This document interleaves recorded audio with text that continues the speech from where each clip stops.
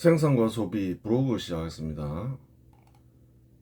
1987년 12월 대통령 직선제가 실시되었죠. 노태우가 압승을 했어요.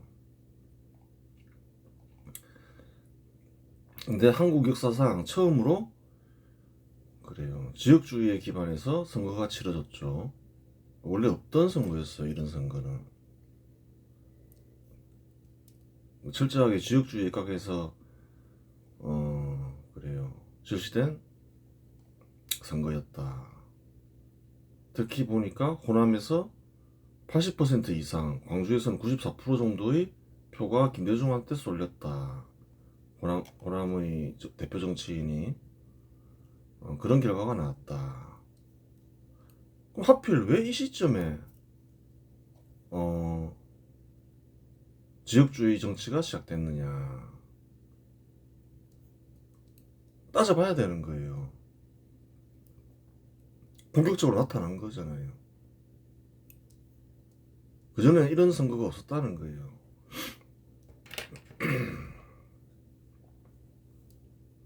왜 하필 이 시점이냐.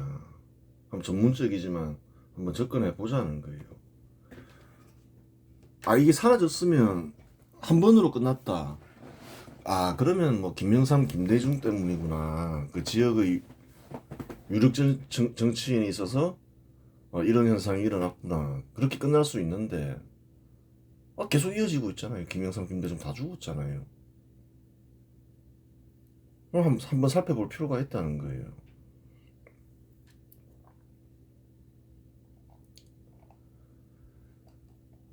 노태우의 승리보다 더 중요한 문제는 왜 이 시점에 지역주의에 기반한 선거가 한국에서 시작되었는가 하는 점이다. 한번 살펴봐야 되는 거죠. 원래 농촌 지역은 이승만 정부, 박정희 정부, 전두환 정부 지지 지역이다. 예전에 그 직전 선거만 하더라도 경남 경북, 충남 충북, 그래요. 전라남도, 전라북도 다 이겼죠. 다 이겼어요. 근데 이제 대통령 선거에서는 그렇지 않았다. 완전히 지역주의 선거가 전개됐다. 원래 농촌 지역은 그래요. 이승만 정부와 군사정부 지지자들이었다. 달리 얘기하면 반민주당 인사였다. 그걸 알아야 되는 거예요. 사람들이 그걸 잘 모르는 거예요. 현 시대에 하도 지역주의 정치가 그래요. 장기간 이어지다 보니까 다르게 생각할 수도 있다는 거예요. 민주당은 원래부터 호남 지역 원래 민주당 지지였지 않나. 그렇지 않다는 거예요.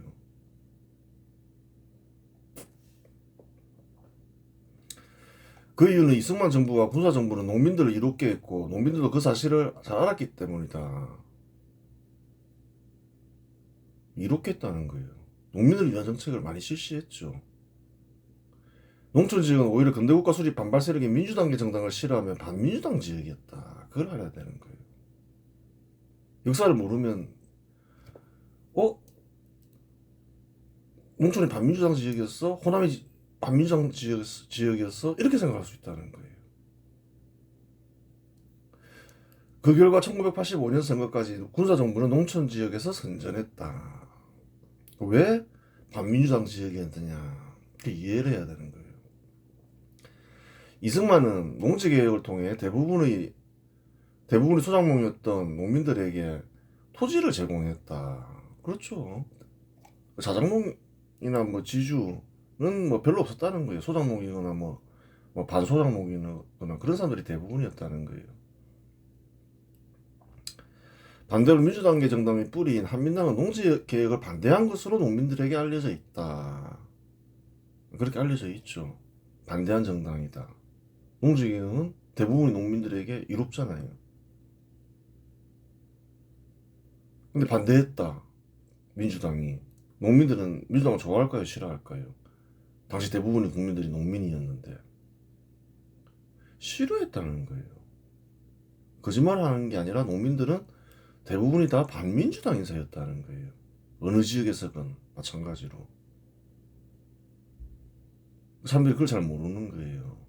역사를 잘 안 가르쳐 주죠, 이런 거를. 정치적 목적이 있는 거죠.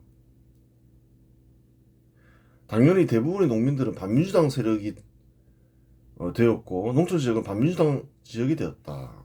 사실이라는 거예요. 그 여파가 직전 선거까지 나타났다는 거예요.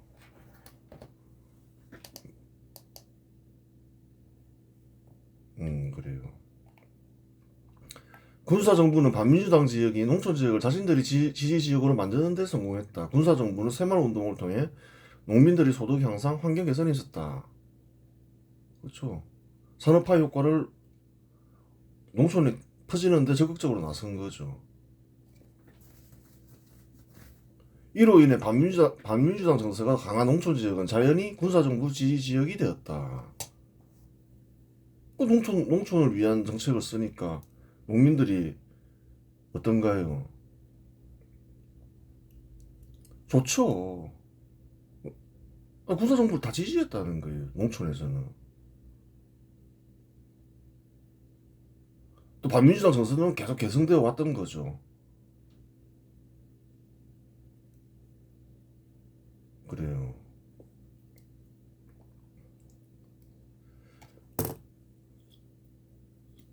이러한 이유로 민주당계 인사인 김대중이 1967년 호남 푸대전문이라고 불리는 호남 차별론을 줄기차게 주장했지만 호남의 농촌 지역에서 전혀 통하지 않았다.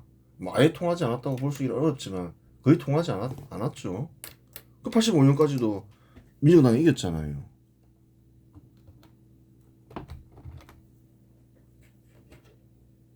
그 김대중 한국에서 그래요. 지역주의 정치를 최초로 한 사람이라는 거예요. 김대중밖에 없다는 거예요.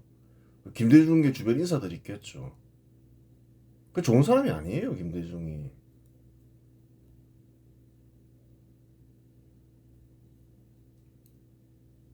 소득이 증가하고 환경이 개선되는 농촌 지역에 사는 농민들은 그런 주장을 하는 김대중을 반농민 세력인 민주당의 하수인이 군사정부와 우리를 이간질하는군이라고 생각했을 것이다. 그게 효과가 안 나타났다는 거예요, 그런데.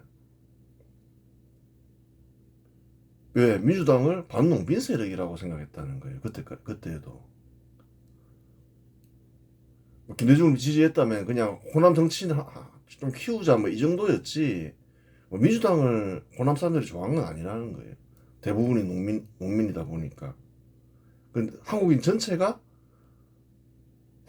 전체, 즉, 아니, 또 한국 농민 전체가 공유하는 생각이었다는 거예요. 민주당은 반농민 세력이다. 통하건 통하지 않건 김대중과 김대중계 인사들은 경부고속도로로 경상도만 발전했다면서 경상도 정권 타도를 주장했다. 1967년부터 계속 주장했다는 거예요. 죽을 때까지 주장했다는 거예요. 물론 틀린 주장이다. 경부고속도로는 경상도의 발전을 서울이 흡수하는 데 기여한 사건이며 경상도는 경부고속도로로 대부분의 발전을 서울에 헌납해야 했다. 반대로 주장했다는 거예요. 정반대로. 틀린 주장이라는 거예요. 한국인들이 문제가 뭐냐는 거예요. 서울 중심으로 생각한다는 거예요. 서울과 부산을 돌아서 경상도가 발전했다. 그렇게 생각하는 거예요. 근데 정반대라는 거예요. 예전에 살펴봤죠. 경상도가 군사정부 때 번영한 것은 수출 중심의 산업을 육성하면서 미국과 일본과의 교류가 활발해졌기 때문이다. 그게 핵심이라는 거예요. 경상도가 왜 발전했냐? 무역을 하면 당시에 부산밖에 제대로 된 항구가 없었고, 부산이 발전할 거 아니냐는 거예요. 미국과 일본과의 교류가 대폭 확대되죠. 수출 중심의 산업을 육성하니까. 박정희 때문에 발전한 건 맞는데, 박정희가 수출 중심의 정책을 실시하면서 경부고속도로하고 상관없다는 거예요. 그 발전의 효과의 대부분을 서울에 흡수당했다. 그렇게 되는 거예요. 한 번 뭐 더 볼 수 있는 거죠. 73, 17에서 20.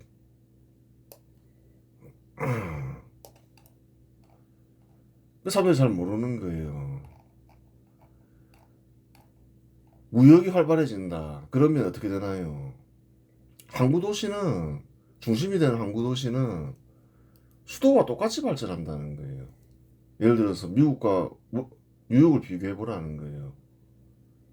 뭐 인구, 워싱턴 700만, 뉴욕 850만 비슷하잖아요. 1인당 GDP는 미국이 더 높고. 중국 어떤가요? 항구 도시 상하이가 유명하죠. 베이징과 비교해보라는 거예요. 베이징 2200만, 2400만. 근데 한국과 일본은 어떤가요? 수도가 훨씬 발전해 있죠. 왜 그런가요? 도쿄와 서울이 항구 도시의 발전을 흡수해서 그런 거예요. 그 봤잖아요. 경부고속도로가 생긴 뒤 어떻게 됐나요?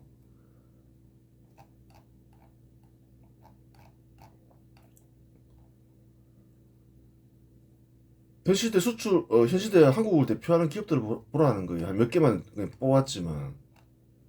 현대건설, 삼성물산, LG전자. 본사가 다 부산에 있었다는 거예요. 경상도에 있었다는 거예요. 현대건설은 울산에 있고. 삼성물산, LG전자는 부산에 있고. 언제 서울로 이동하나요? 경부고속도로가 생긴 이후로 다 이전한다는 거예요. 롯데그룹도 그렇고 부산에 있었는데. 이런 기업들이 그냥 부산에 그대로 남아있었다 생각해보라는 거예요. 경부고속도로 건설 안 되고. 뭐 금융 때문에 주로 올라왔죠. 정치 금융 때문인데. 뭐 금융으로 봐야 되겠죠. 그냥 경부고속도로 건설 안 하고, 경부고속도로는 돈이 많이 들잖아요. 그냥 주요 도시간 좀 고속도로 하나 놓고, 남부지방에. 그냥 금융기관을 부산에 뭐 하나 만들고 금융 지원을 해야 되니까. 그랬다 생각해보라는 거예요. 부산도 상하이나 뉴욕처럼 됐다는 거예요. 그럼 경부고속도로는 부산에 이로운가요? 이롭지 않은가요? 경상도에 이롭지 않았다는 거예요. 경상도의 발전이 상당 부분은 서울에 뺏긴 거죠, 사실은. 그걸 알아야 되는 거예요. 서울과 수도권에 뺏긴 거예요. 정반대로 얘기하면서 지역 차별을 주장했다는 거예요. 그 좋은 사람이 아니라는 거예요. 잘 알지도 못하면서. 이거 사실이라는 거예요.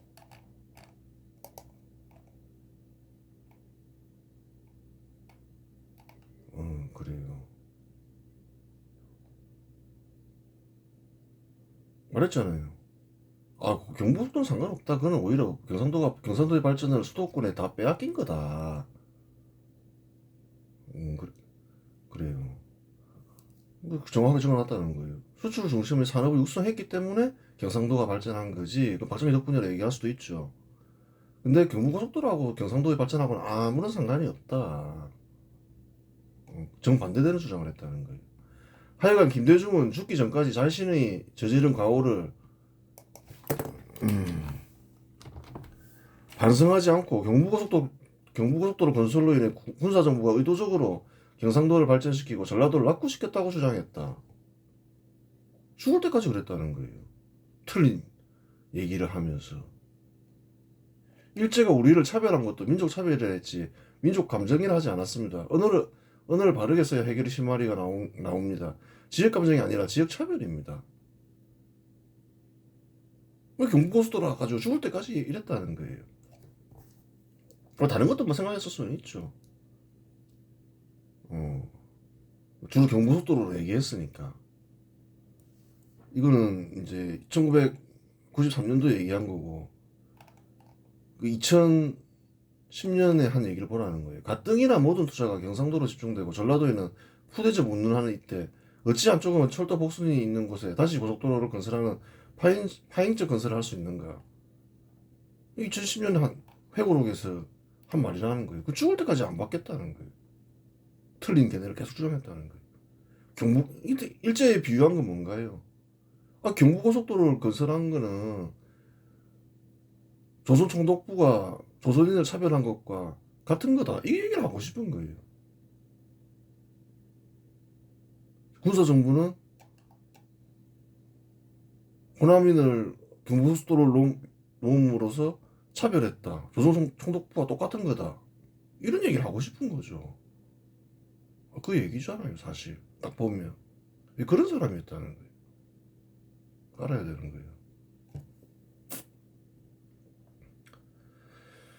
예, 기본적으로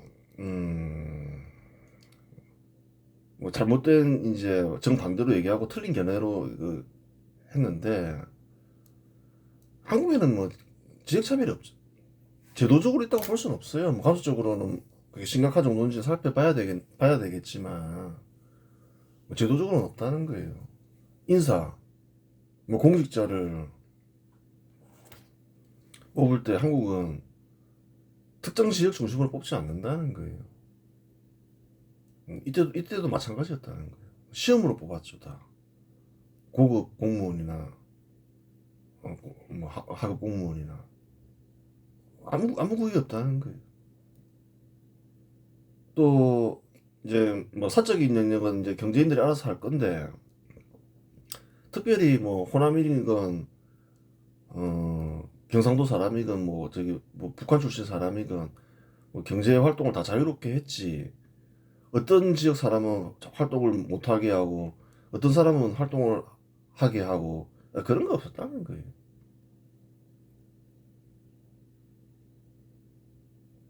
그걸 알아야 되는 거예요. 아니 물론 이제 뭐 어떤 기술 관습적으로 뭐 완전히 다 폐지됐다 그렇게 말할 수는 없지만 지역차별이 있었다라고 지역차별 정책이다라고 할 수 있는 정책은 없었다는 거예요.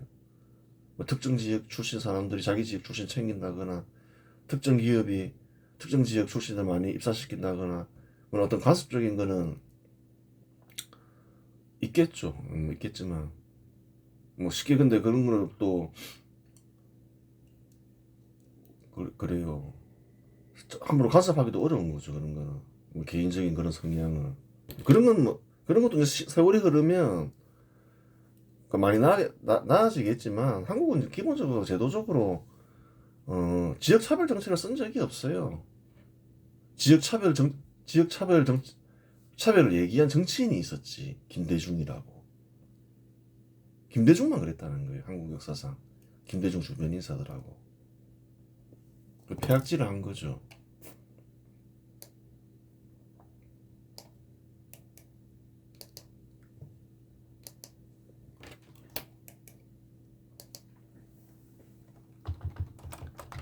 한국에서 지역차별을 언급하며 지역주의 정치를 한 사람은 김대중과 김대중 주변 사람들 외에 또 있나?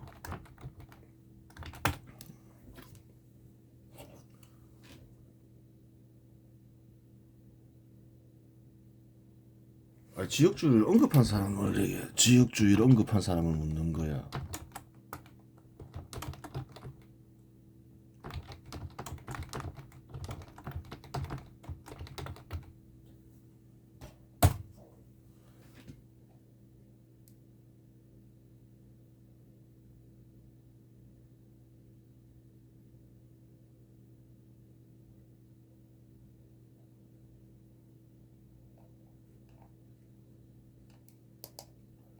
그러니까 이제 지역에서 좀 밀어달라 이런 얘기를 말고 뭐 경상도 정권 타도 뭐 군사정부는 조선 총독부처럼 어 그래요. 호남인을 차별한다 뭐 이런 식으로 정치한 사람은 한국에서는 김대중과 김대중 주변 인사들밖에 없다는 거예요. 물론 그런 건 있죠. 내가 경상도 출신이니까 경상도에서 밀어주십시오. 충청도 출신이니까 충청도에서 밀어주십시오. 뭐 그 정도는 뭐 그런 거는 늘 있는 그 경우인데 어느 나라에서나 이런 식으로 지역 차별을 가지고 정치를 한 사람은 김대중과 김대중 주변 인사들밖에 없어요. 사람들 잘 모르는 거죠. 좌파인사들은 막 지역 차별을 호남 차별을 군사정부가 했다 그렇게 얘기하는데 차별 정책을 쓸 이유가 없다는 거예요. 군사정부는 근대국가 수립 때 근대국가 수립 반발 세력으로 가는 게 낫지. 경상도 대 전라도로 가서 뭐해요? 김대중이 그렇게 하고 싶었던 거지. 근데 김대중 뜻대로 이제 1987년 이후부터는 된 거죠. 사실은. 그렇게 되는 거고.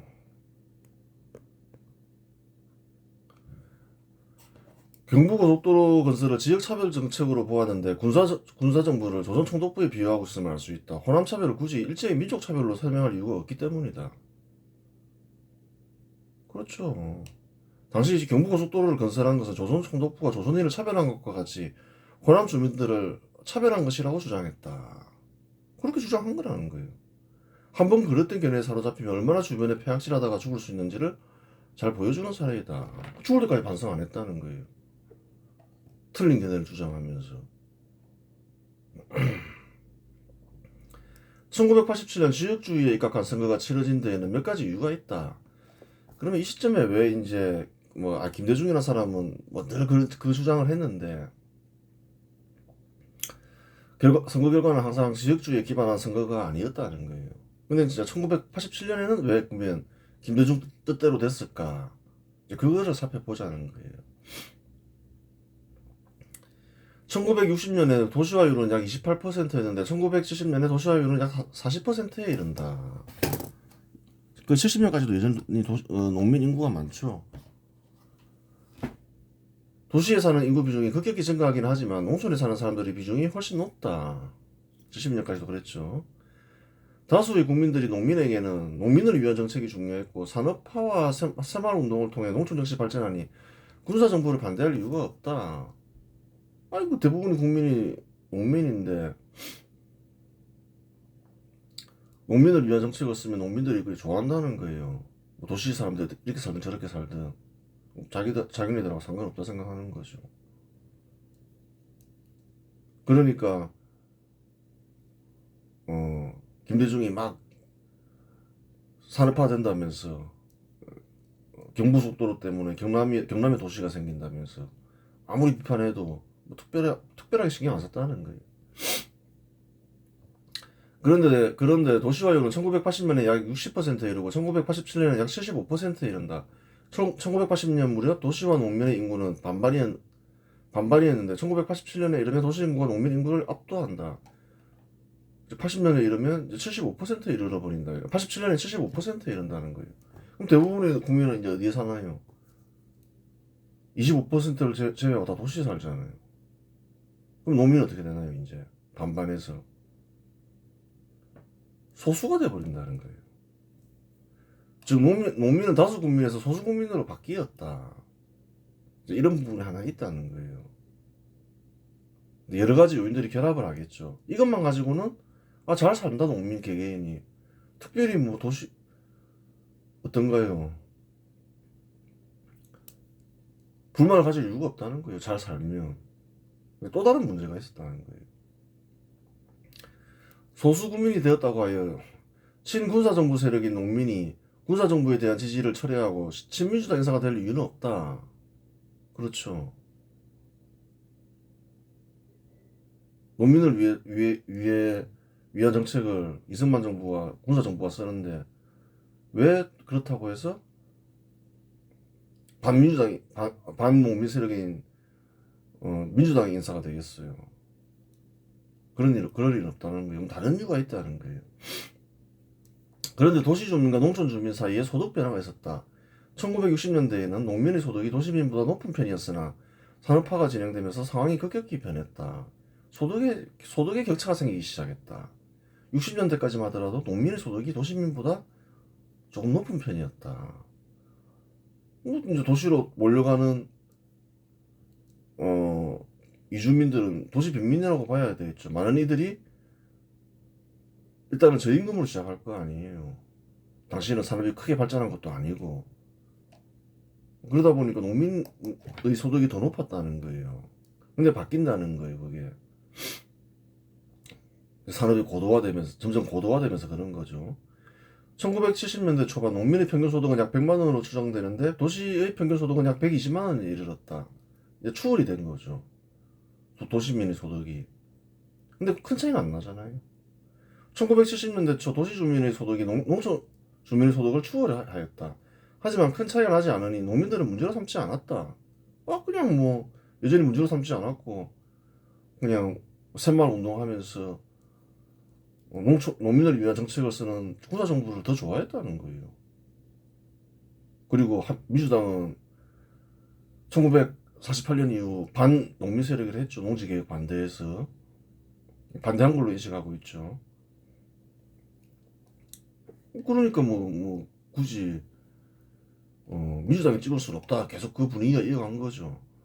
1980년대에 들어서면서 도시민의 소득은 더욱 증가하여 1980년에는 약 300만 원에 달했다. 반면 농민의 소득은 약 200만 원으로 증가했지만 도시민과의 격차는 더욱 커졌다. 이런 격차가 많이 커져버렸죠. 100만 원에서 20만 원, 20%, 100만 원 기준으로 하면 20% 차이 나는데 200만 원과 300만 원이면 50% 차이 나잖아요.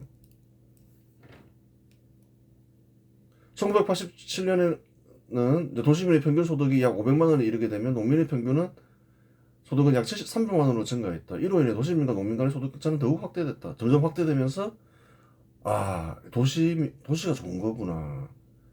도시민이 되는 게 좋은 거구나. 그걸 알게 됐다는 거예요. 1980년에 이러면 완전히 인식한 게 된 거죠. 인식하는데 좀 기간이 걸리잖아요. 80년에 이르면 차이가 좀 제법 큰 차이가 나기 시작했는데 87년에 이르면 이제 확실하게 인식하게 됐다는 거예요. 도시가 발전된 곳은 어떤가요? 도시가 크게 지역도 크게 발전하고 인구도 모이고 많은 인구가 소득도 많고 그러면 이제 어떤 생각을 하게 되겠냐는 거예요. 도시가 중요하구나 이렇게 되는 거예요. 쉽게 얘기해서 도시는 무엇이 있게 하나요? 산업화가 있게 한다는 거예요.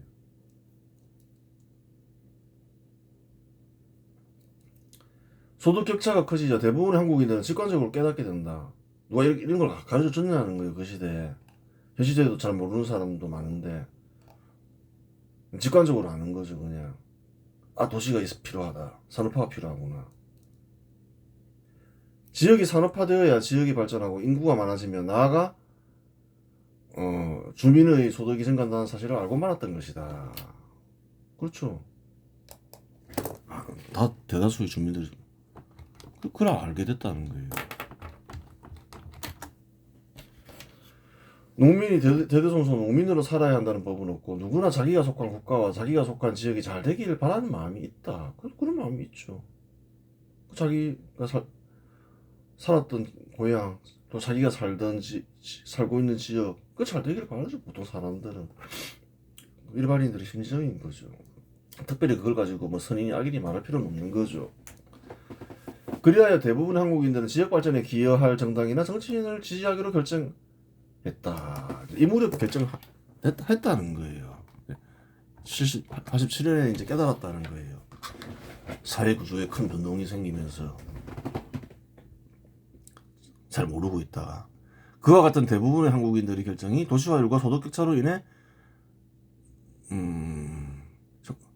1987년에 나타난 것이다. 87년에 딱 나타날 때가 되었더라 보니까 도시화율은 75% 정도까지 진행이 됐고 소득 격차는 제법 벌어졌고 나타날 때가 됐구나. 그래서 나타난 거예요. 김대중이 67년 때부터 줄기차게 주장했는데 안 나타나는 이유도 그 이유라는 거예요. 동전이 양면이라 볼 수 있는 거죠. 또 다른 원인을 하나 더 찾자면 도시와 농촌의 생활환경 격차다. 산업화로 국가가 발전하기 전에는 농촌 사람들과 도시 사람들의 생활환경에 큰 차이가 없었다. 서울에 사나 한 200년 전에는 서울에 사나 저기 농촌에 사나 차이가 별로 없었다는 거예요. 특별히 없었다는 거예요. 서울 같은 데서 특별한 시설이 있었냐는 거예요. 일반인들이 누릴 수 있는. 현 시대 근대국가가 수립된 도시에는 극장, 백화점, 미술관, 박물관, 도서관, 대형병원, 대학이나 학교와 같은 교육시설 등이 몰려있다. 또한 도로나 지하철 시설이 잘 정비되어 있어 이동이 편하다. 농촌의 소득이 아무리 상승해봤자 인구가 밀도가 낮은 농촌 지역에는 그런 시설이 생기기 어려우니 생활 격차는 커질 수밖에 없다. 자연히 지역에 도시가 많이 생기고 도시 주민이 되길 원하는 사람들이 많아진다. 도시에서 다 살고 싶죠. 뭐 생활 환경이 좀. 근데 이 다 겹치잖아요. 생활 환경도 편하고 소득도 높고 그래요. 인구도 모이면서 지역이 발전하고 그러면 사람의 바람이 다 바뀐다는 거예요. 농민도 바뀐다는 거예요. 지역에 도시가 생겨서 내가 도시민 하지 왜 계속 농민으로 사냐 이렇게 될 거 아니에요. 호남에 특히 그러한 현상이 심하게 나타난 이유는 호남의 대표 정치인인 김대중이 경부고속도로 건설을 가지고 줄기차게 지역 차별을 주장했고 김대중의 차별론을 대다수의 호남인들이 수용했기 때문에 호남에서 극단적인 지역주의 정치가 생겨난 것이다. 극단적인 지역주의가 왜 생겨났냐? 다른 지역에 비해서 왜 극단적이잖아요. 다른 지역은 김영삼을 지지했지만 53% 정도 부산, 대구가 한 70% 정도 노태우 지지. 근데 김대중 지지는 94%에 육박하잖아요. 거의 90%에 육박한다는 거예요. 김종필은 42%. 그렇게 막 지역주의 정치가 시작되긴 했는데 호남에서 특별히 이렇게 극단적인 지역주의 정치가 나타난 거는 이때 이제 김대중의 차별론이 수용돼서 그렇다는 거예요. 지역을 발전시켜야 되겠다 산업활동에서 그건 다 똑같다는 거예요. 어느 지역이나. 근데 차별받아서 낙후됐다. 그러니까 이제 차별을 철폐하고 권력을 통해서 호남을 발전시키자. 뭐 이제 뭐 그런 식으로 연결이 되는 거죠. 그러면서 극단적으로 나타난 거죠. 또 이용하는 것일 수도 있죠. 차별론을. 그러니까 직관적으로 아닌 걸 알면서도. 그러면 발전에 더 유리하다 생각하니까 이용하는 것일 수도 있는 거예요. 그건 혼합 사람들이 잘 알겠죠. 하여간 김대중은 또 얘기했던 거고. 그래요. 차별론을 수용했기 때문이다. 대부분의 호남인들이 근대국가 수립의 세력의 대북격인 호남 출신 인사인 서재필의 뜻을 계승하지 않고 근대국가 수립 반발 세력인 김대중의 뜻을 계승한 것은 참으로 안타까운 일이다. 근대국가 수립 세력 왜 서재필이 있는데 그냥 김대중의 뜻을 계승해버린 거죠. 근대국가 수립 반발 세력인 김대중의 뜻, 막 지역차별 이런 거, 농업 중심 이런 거.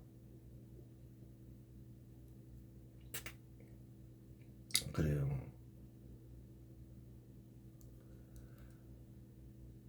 하여간 1987년 이후 농민들의 요구는 다음과 같이 바뀌었다. 농민을 위한 정책은 더 이상 필요 없다.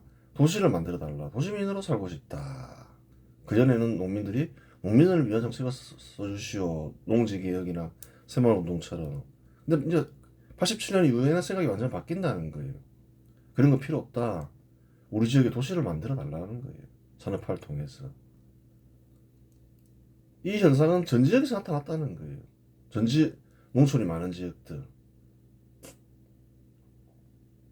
근데 호남에서 유독 심하게 나타난 거는 김대중의 차별론을 수용했기 때문이다.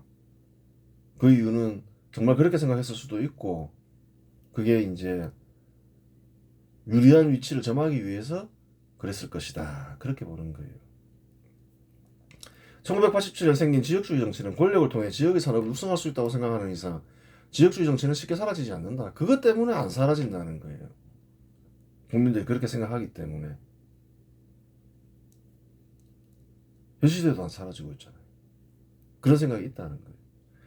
근대국가 수립 과정에서 지역이 발전하는 원리를 이해하고 지역 발전이 국가 발전에 기여해야 한다는 윤리의식이 한국인들에게 생길 때에야 사라질 것이다. 지역이 어떤 경우 발전할까? 예를 들어서 부산이 어떤 경우 발전해요? 권력을 통해서 뭐 정부기관 하나 끌고 오면 발전하냐는 거예요. 그런 거 아니라는 거예요. 말 맞다나 전통을 보라는 거예요. 일본과 미국과 교류가 활발해지면 지역이 발전한다는 거예요. 부산은 원래 그런 도시라는 거예요. 경상도가 그렇다는 거예요. 해양 국가들과 교류가 활발해질 때 남부지방 발전의 원리이기도 한 거죠, 사실은. 서해안 어떤가요? 뭐 똑같은 거지 뭐. 김대중이 죽은 뒤에도 지역주의 정치가 사라지지 않는 원인이 여기 있다. 그렇게 되는 거죠. 근본 원인은 여기 이런 게 있다. 도시화율 증가, 소득 격차, 생활 격차. 그러면서 지역 주민들 생각이 다 바뀌었다. 농민들까지 도시를 만들어 달라. 산업화를 통해서. 그렇게 바뀐 거라는 거예요.